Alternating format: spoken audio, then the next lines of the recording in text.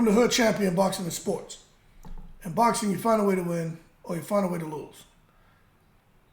Hey man, I keep hearing these people talking about Terence Crawford. And, you know, the fact remains they don't seem to want to give Terence Crawford any credit for his wins. They keep saying Terence Crawford fought a bunch of nobodies and that his resume is weak. Teofimo came out here, had a few cute things to say about Terence Crawford, about a couple of his fighters just being injured, right? Now, I said, you know what? Let me just take a look at his resume. Because there are people who really feel, to this day, that Terence Crawford fought a bunch of nobodies. I've even heard somebody say, Terence Crawford is the 140, 147-pound Deontay Wilder. Has this inflated record and hasn't really fought anybody outside of Errol Spence. And they don't count that win because there was something wrong with Errol Spence. Now, to that I say, I kindly request, in the most respectful way, that you hold your horses and stop taking it to the stupid. Let me tell you something. When I listen to some Crawford fans talk about Errol Spence, they say the same thing. You listen to some Wilder fans talk about Tyson Fury, they say the same thing. So anyone can create a narrative that a boxer who has done great things in the sport has fought nobody. People talk that shit about Canelo. So when I hear it, it just says, you know, for me, I don't get annoyed because I could care less. I just like watching boxing. It doesn't bother me. There are some people who really get invested in these fighters' personal and professional lives where they can't function if the fighter loses. Like, they're really trying to fight somebody. Let me tell you something. These fighters don't know you. Most of y'all, they don't care. Y'all out here burning all that energy off. So I said, let me just take a look at Bud Crawford's resume. And let me see. You know, when does he start fighting fighters that with names I'm familiar with? Now, there's some of you guys solely focus on one fighter that's your favorite fighter. And I think I would challenge you to create a YouTube channel. And that way you can speak more intelligently about certain fighters than I can. I'm just having a conversation. But you guys sound, at least in the comments, that you guys are experts. So look at experts, create a channel, and let's see what you got. But when you look at Terence Crawford, one thing is he didn't get his title fight to 23 fights in. But let's just come on down, right? Let's just come on down and take a look at Terence Crawford turned pro in 2008. Let me slide this over so you can see, then I'll go back. So in 2008, March 14th, right? If the date's correct, that's when he turned pro. So let me just come on back over here, all right? And that he was fighting at 135. Now, if you come on up, look, nobody should be familiar with these names because he's there on top rank. They're building him up. They're building up his record. And they're making sure he's making a name for himself. And you can see what he's doing. He's doing the business. He's getting his knockouts, a couple of decisions here and there, but he's doing what he's supposed to, right? Now, you fast forward, and once you get up here, the Angel Rios, right here is where Terence Crawford made a name for himself. Breedis Prescott. Okay, now Terence Crawford went into that fight short notice. He wasn't supposed to win that fight. And he goes into the fight, and he does the business. And he gets the win. Now, Breedis Prescott was a monster at the time. So, to me, Breedis Prescott was somebody. And you look at his record, pretty impressive record. Then after that, he goes and he fights. And I get it. Some people say, well, who did he fight? He knocked out Amir Khan. But who else did he fight? He's a nobody. Hey, whatever opinion you have, that's your opinion. You're entitled to it, but you're not entitled to your own facts. Then he goes on, right, and he fights this guy, Alejandro Sanabria. Many people may not know who that is. Then he goes and he fights Andrei Klimov, who was an undefeated fighter. Happened to get the win against him. And then he goes and he picks up his WBO World Lightweight title against Ricky Burns. That was, again, him going over there to the UK, a fight he wasn't supposed to win. and he goes over there and does the business, gets the unanimous decision. After that, hooks up and fights Yuriorkis Gamboa. Yuriorkis at Gamboa at the time was undefeated, signed to 50 Cent. He had all the momentum going. 50 Cent walked him to the ring. Gamboa lost. 50 Cent did not walk him out there. 50 Cent disappeared. He got the hell up out of Dodge, right? You know, he says he gets money, but he got the hell out of Dodge when Yuriorkis lost. But in that fight, Gamboa, at the time, people look at Gamboa now. And Gamboa at the time, man, was a great fighter. He was undefeated, and he was doing amazing things in the sport of boxing. There was some inactivity there, but come on now. Nobody wants to give him credit for that win. Okay. Oh, well, he got hurt by little Gamboa. That Gamboa at the time isn't the Gamboa you see Devin Haney fighting. Tank Davis fighting. All right? Isaac Pitbull Cruz fighting. That ain't the same Gamboa. Okay? Then he goes and he fights Beltran. Defends his title against him. Then Delorme. Delorme was a monster. People out here watching Delorme, man, just because Boot Sinners beat him and stuff like that. The Delorme today is not the Delorme from 2015. That guy was a monster. So I don't understand what the hell people be talking about, man. And he was able to get the TKO on him. Then he fought a guy, Derry Jean. I don't know much about him, you know. Then Henry Lundy, you know, and he was able to stop him.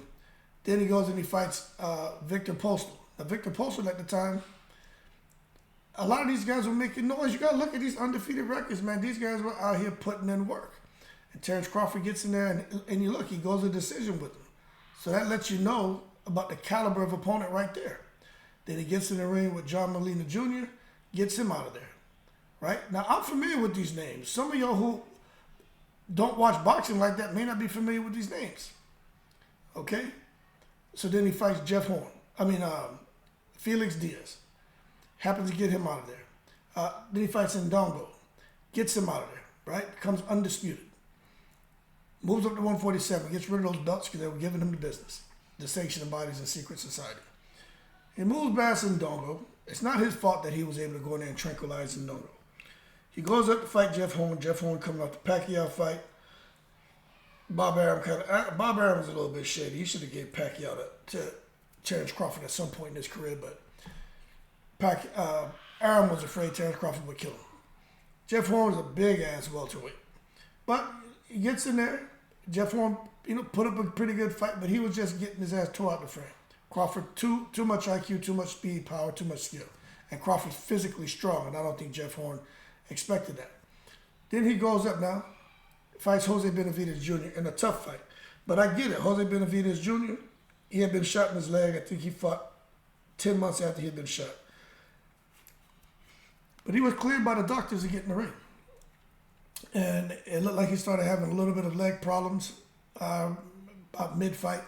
But in them early rounds, he wasn't having no leg problems. In early rounds, he was giving Terence Crawford the business.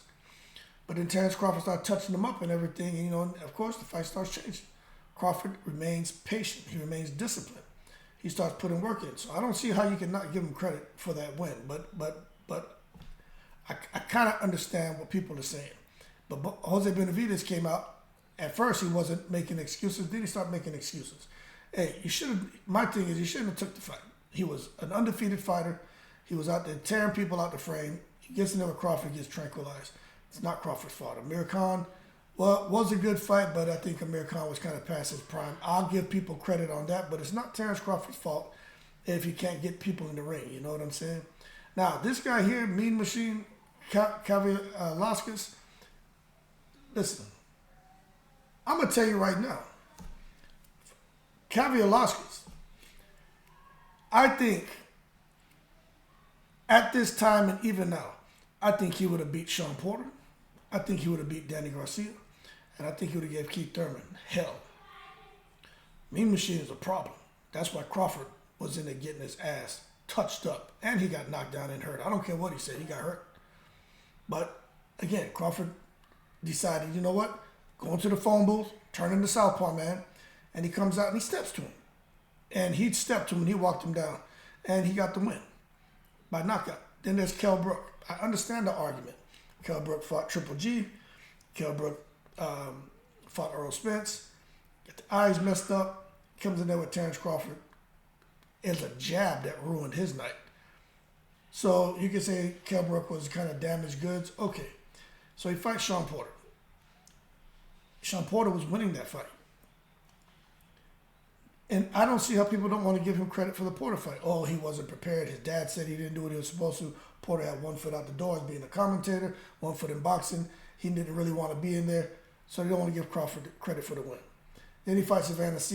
Everybody, to this day, they make jokes about Evander and don't want to give him credit. Evander is a solid fighter. I don't see why people make jokes about him, but he's not Earl Spence. At this time, they wanted to see him fight Earl Spence.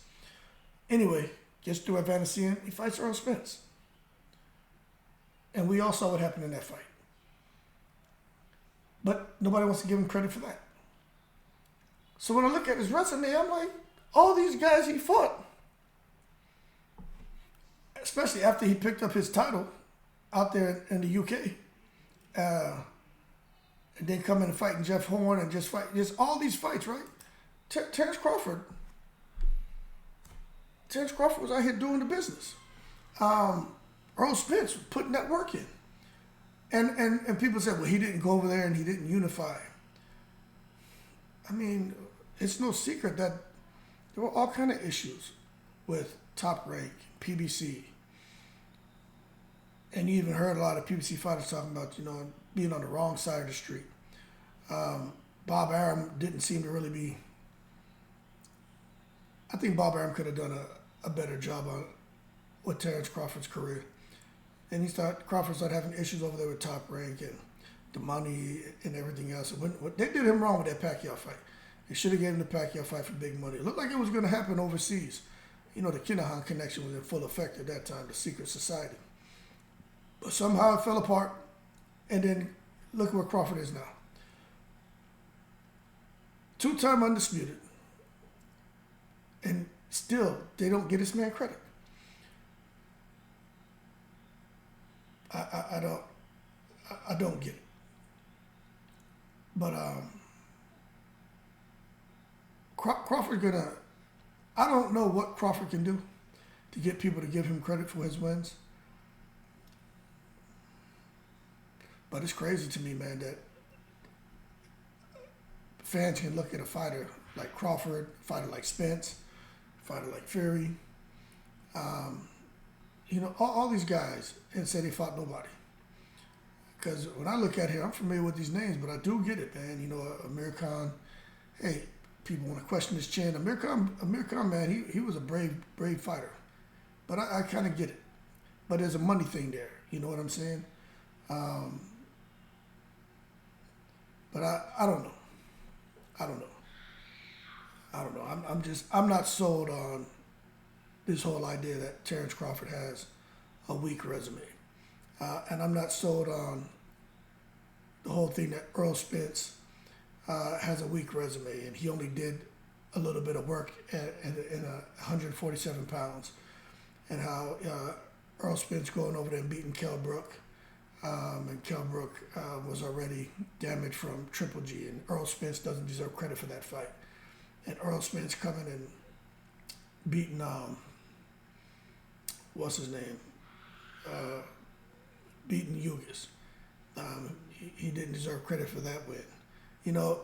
Because Porter had already beat Ugis. Like, people will find ways to discredit these fighters.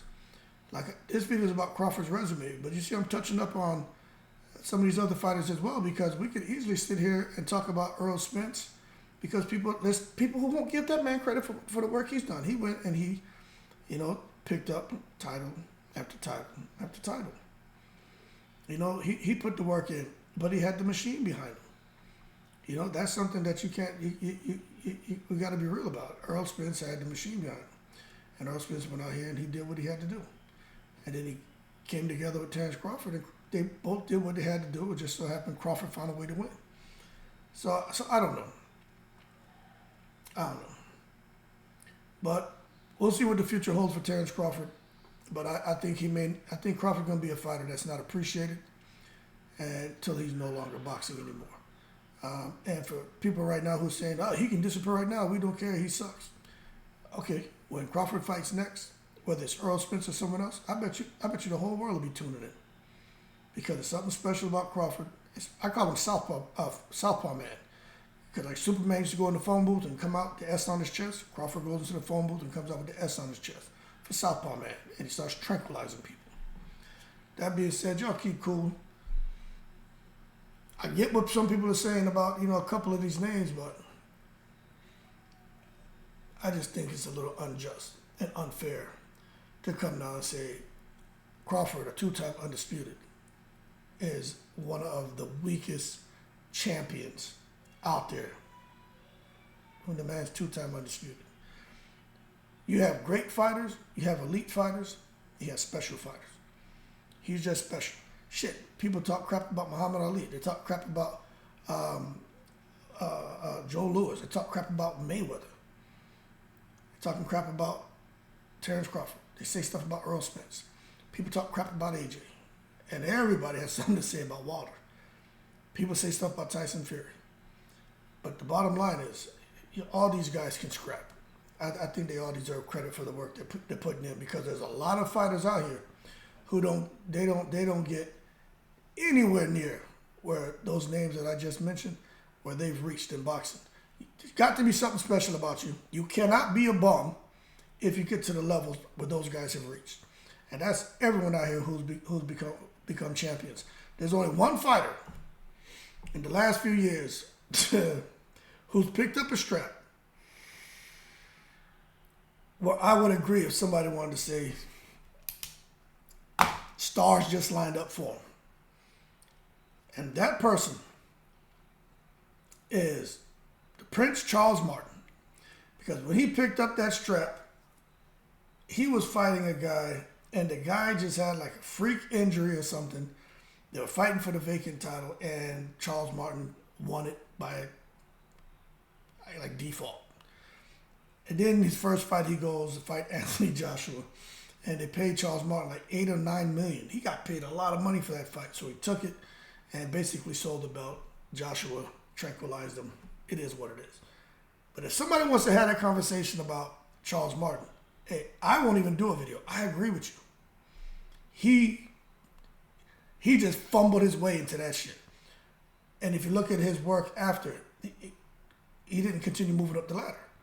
Crawford has continued to move up the ladder, and he hasn't reversed. Doesn't look to be reversing anytime soon. Y'all keep cool in the breeze.